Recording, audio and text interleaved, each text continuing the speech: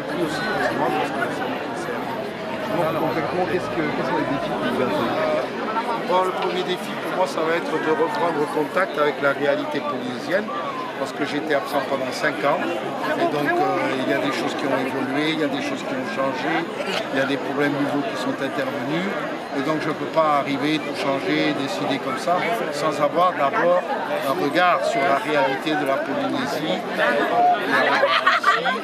Voir un petit peu quels sont les problèmes que les communautés chrétiennes, les problèmes qui se posent de la société, et voir comment nous allons être à même de poursuivre notre recherche, trouver des réponses qui aident les gens à vivre, à dépasser leurs difficultés, leurs problèmes, redonner confiance, redonner courage, et aller ensemble vers une plus grande harmonie, une plus grande fraternité entre les personnes, pour que la vie soit meilleure.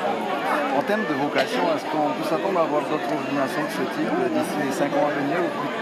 Ah, écoutez, je sais qu'au grand séminaire, il y a 2 séminaristes qui sont en cycle de philosophie. Après, il faut voir qu'ils passent leur théologie.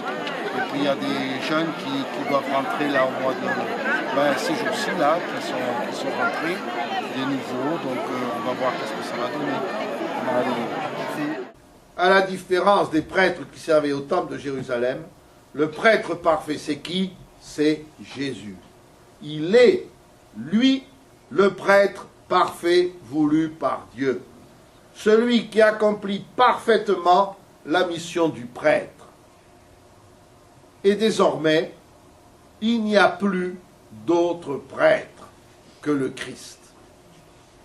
Dans ce sens, on peut dire que dans notre religion, si on voulait parler strictement, quel est le prêtre? C'est Jésus. Il n'y en a pas d'autre. Le prêtre parfait, le seul prêtre, c'est Jésus. On va dire, mais alors, le père machin, le père truc, le père... Et nous, c'est quoi alors? Eh bien, voyez, c'est la pauvreté du vocabulaire. C'est la pauvreté du vocabulaire qui fait que, on continue de nous appeler prêtres, mais il faudrait trouver un autre mot théoriquement.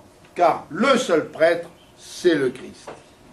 Mais le Christ va confier à ses apôtres le soin de continuer d'annoncer la parole, le soin de baptiser, de purifier, de pardonner, et le soin de célébrer le sacrifice de l'Eucharistie.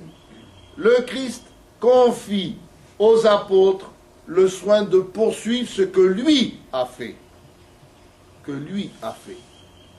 C'est-à-dire que si nous sommes prêtres, c'est uniquement comme collaborateurs du vrai prêtre et du seul prêtre qu'est Jésus-Christ.